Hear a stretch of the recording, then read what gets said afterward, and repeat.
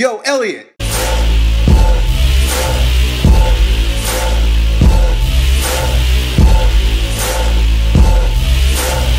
So we got this question from our buddy Rock King. He's a junior in high school, plays football. He's stuck on his bench press at 175 pounds and he wants to know what he can do to increase his strength on his bench press and his other core lifts, right? Now this would seem like a pretty obvious answer, right? You lift, like every meathead will tell you, you just lift more weights, you lift heavier weights, just lift heavier. Well, there comes a time, especially for new athletes, people that are new to weightlifting, and if you're a junior in high school, there's no way you've been doing this more than 2 years, and you're still fairly new. There comes a time when lifting heavy needs to be combined with bodybuilding, right? So I've said in the past that strength is a function of the nervous system. That's kind of my hook. I use it all the time, I say it all the time because it's true, but there's more to it than that, right? I like to speak in absolutes, but I absolutely don't believe in any absolute that I tell you. So one of the absolutes is you just gotta lift heavy to get strong, and that's not absolutely true.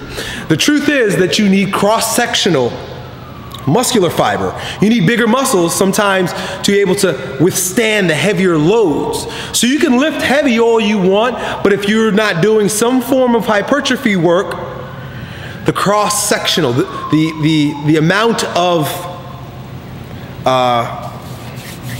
space, size of your muscle, I'm trying to think of a different term, but the size of your muscle is going to remain small and it's not going to be able to handle the loads associated with the heavier weights. You've got to gain some muscle.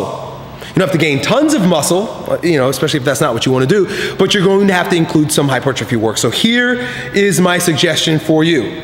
Continue to lift the way you're lifting, but add an extra high repetition, short rest interval workout to your program. So for example, if you lift heavy bench press on Monday, right? You're doing 3 sets of 3 or whatever, you know, whatever you're doing. I'm sure it's fine. You're lifting heavy. The problem is that it's just not working anymore. You're stuck. Add a high repetition push-up or high repetition bench press day on Friday. And that means that you're gonna do, like, for example, Joe DeFranco. This is a good program for skinny bastards. It's called West Side for Skinny Bastards. Skinny dudes who want to get stronger and bigger. Joe DeFranco.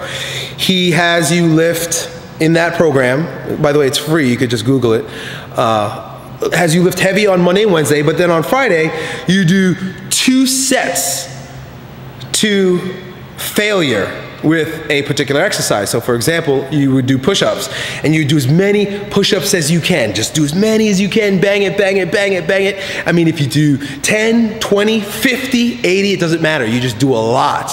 Then you rest. I think you stop right before you fail. So you take like 1 rep before you fail, stop, rest a minute, and then repeat and try to burn out as many more as you can. You know, so if you did 40 the first time, you might end up just doing like 14, and then you add that up, right? So you get 54 repetitions, and then your goal next week, week 2, is to beat 54 repetitions. You want to do 57 repetitions or 60 repetitions. Whole idea is that you want to increase the amount of repetitions you're doing from week to week with that one bodybuilding exercise. Okay? So add that to your current program. Just a single one, a single bodybuilding exercise in conjunction with all of your, that supports in conjunction with all of your strength training routine. So that's it, man. I hope that helps you. Add some bodybuilding to your current plan. Just stack it right in there. You could cycle it, but I tend to think that most periodization programs fail. You want to do it concurrently. Add the hypertrophy in with the strength training or hybrid. Hope that helps, bro. Good luck. Yo, Elliot.